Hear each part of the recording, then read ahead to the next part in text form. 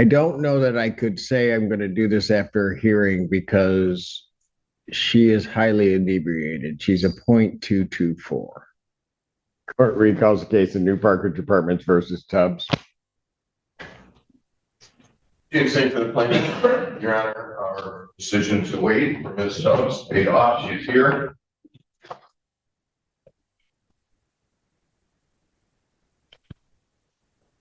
State your name. Sherry Tubbs. Okay.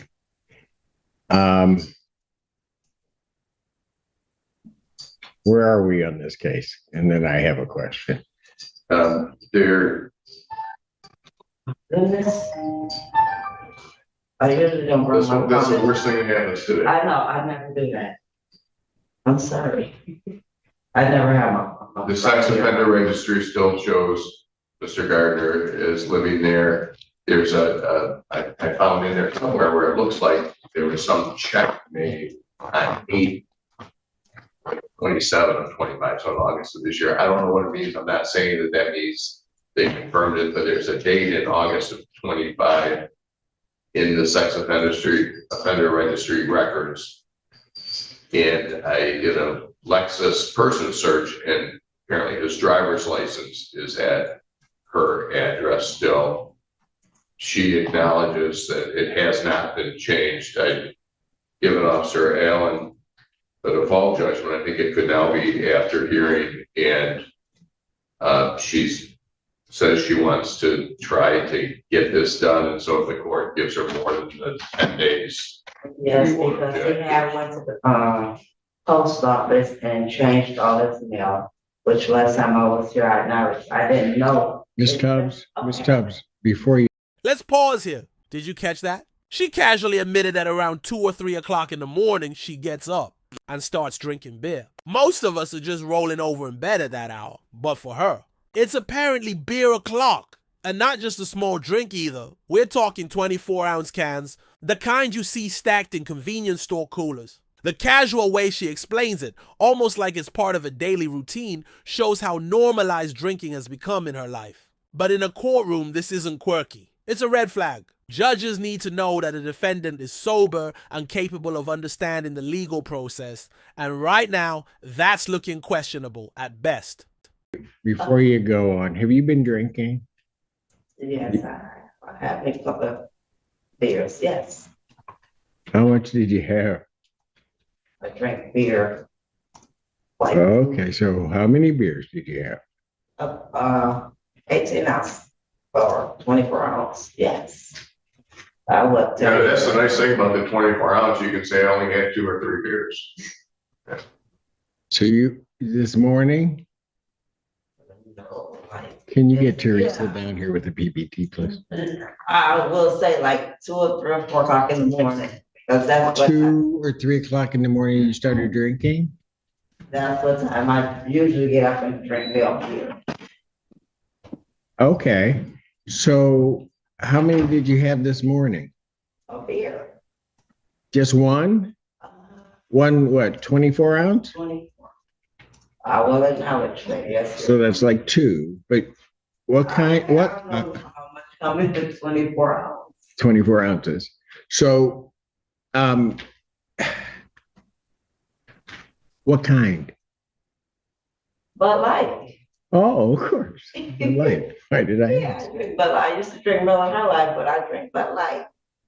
I used to drink a lot of liquor, but Bud Light.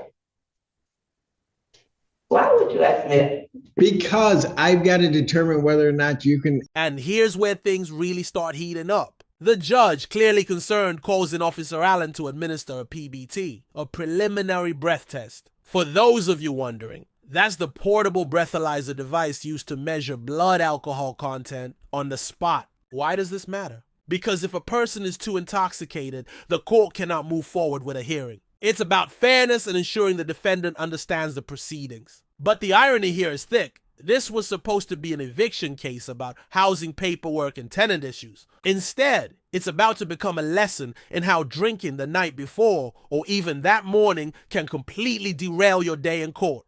Adequately do this hearing, Mr. Allen. Yeah, Mr. Allen, I'm going to give you a PBT.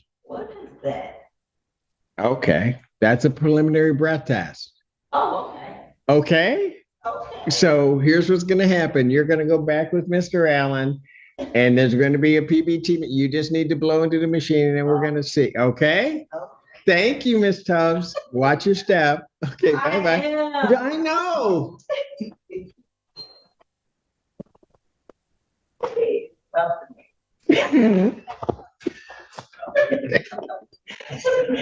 Glad that's what came out of her mouth. All right. You know, there are times in life where I'm just afraid to call another case.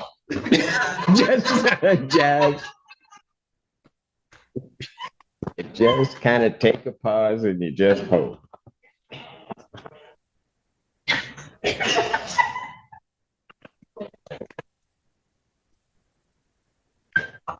Hey,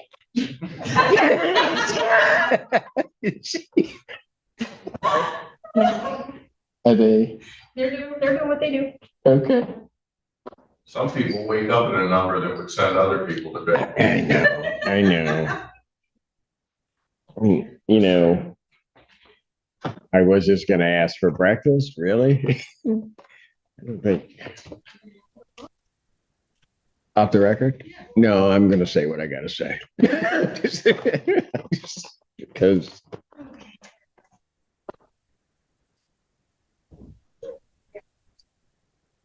Okay. Right. Whoa, whoa, whoa. Whoa, whoa, whoa, whoa, whoa, whoa. Who's getting that to whom?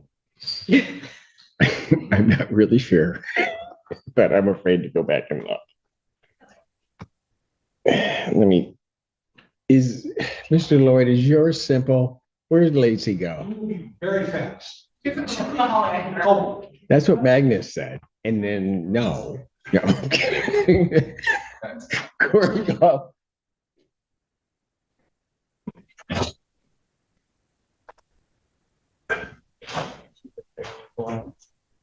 we heard you.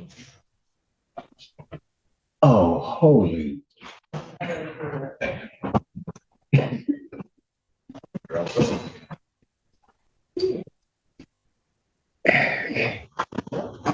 Hold on a second.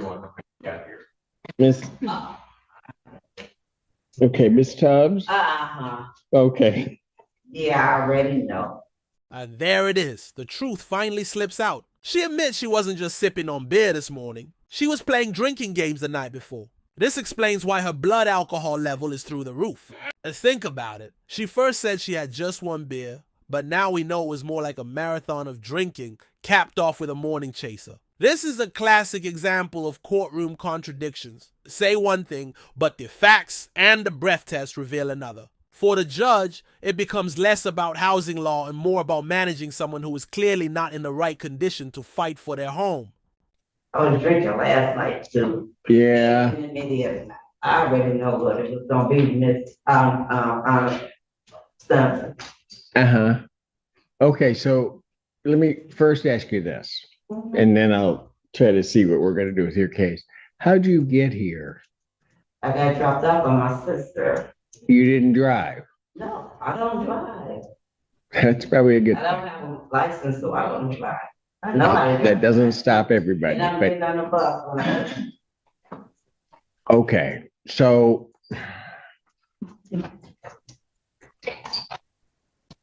Mr. Fink, I don't know that I could say I'm going to do this after hearing because she is highly inebriated. She's a 0.224. What does that mean? It means you are seriously. That's probably about 3 sheets to the wind. Never mind. You don't know what, off of one beer? No, you had more than one. Okay, I play the drinking game too, so that part of it. Oh, man, did I say that out? I'm sorry. I do play the drinking game. But that wasn't beer, right? That was, You were just talking about beer before. yeah, I You did were have lying. a beer at 3 o'clock or something in the morning, but I did play the drinking game the night before. You So, told the truth. And And then nothing that's but the the truth, truth, but but not I didn't the tell the truth. truth, whole truth. Gerald Simpson, I didn't tell the whole truth, because I played a drinking game of life. I played a drink game. Your Honor, the efficient thing to do would be to come back on Friday with a regular landlord tenant docket.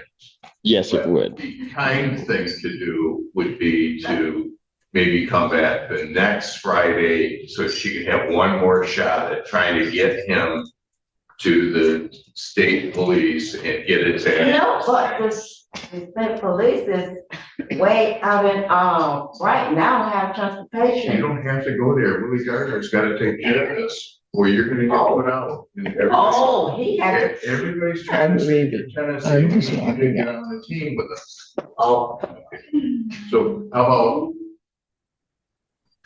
come on, Mr. Simpson. 26, Your Honor? Come on, what? Judge Simpson, I do not need to be paid. I ain't had a permit in 15 years, and I finally got my own permit. I didn't know he was a sex offender or none of that stuff. Okay, so But when I come back, I'm gonna be Just here. on the regular docket On on the- 26. on the 26th. Okay, so here's what I'm gonna do.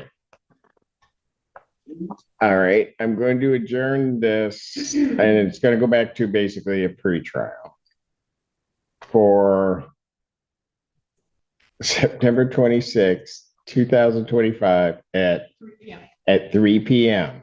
That's in the afternoon.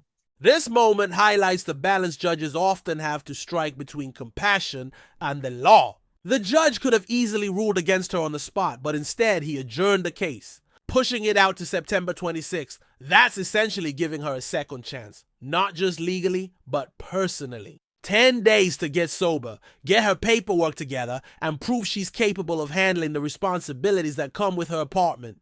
It's a decision that blends tough love with humanity, showing that even in a courtroom, empathy still has a place.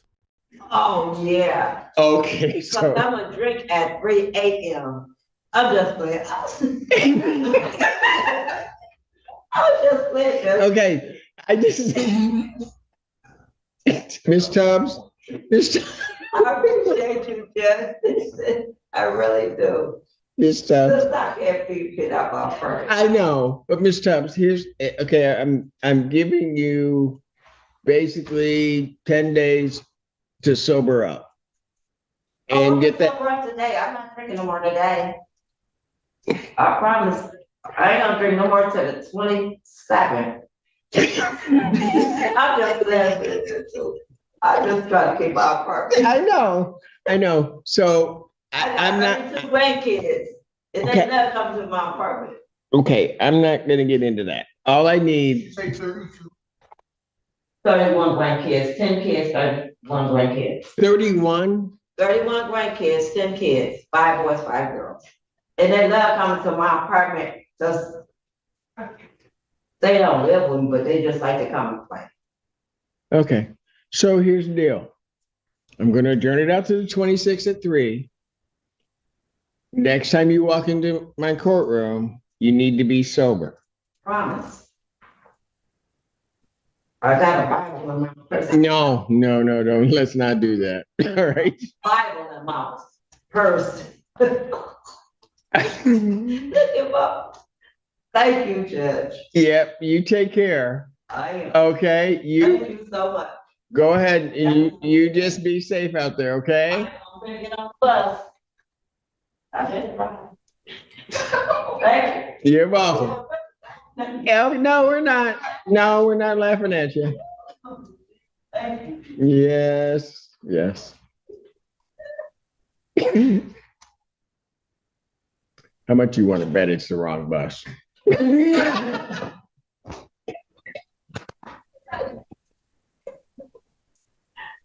Any excuse? Yes. Thank you, Mr. Fink.